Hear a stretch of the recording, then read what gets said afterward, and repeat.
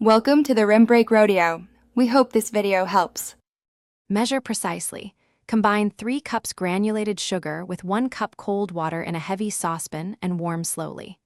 Stir constantly until the sugar fully dissolves and the syrup runs clear. Increase heat and bring to a gentle boil at 100 degrees C, watching for any graininess. Continue stirring so crystals do not form on the pan. Remove from heat and allow the syrup to cool to about 60 degrees C before adding 1-2 drops of food coloring or 1 teaspoon flavoring, which preserves clarity while seeded crystals form. While the syrup cools, prepare your sticks.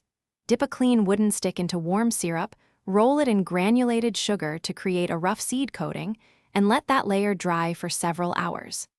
Use a clothespin or clip to suspend the seeded stick in a clean jar so it hangs centered and does not touch the glass sides. Leave 1 to 2 cm headspace between the syrup top and the lid. Cover the jar loosely with a paper towel to keep dust out, while allowing evaporation to promote crystal growth. Place the suspended jar in a stable spot at room temperature, ideally 20-25 degrees C, and leave it undisturbed for 7-10 days while crystals form.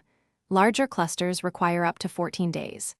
Check occasionally from the top to avoid side contact, and if the solution becomes cloudy or develops unwanted crystals, pour and reheat the syrup, then recede.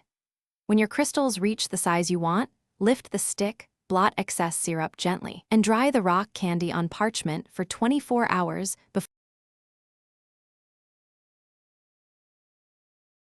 Thanks for watching. Consider subscribing if we helped you.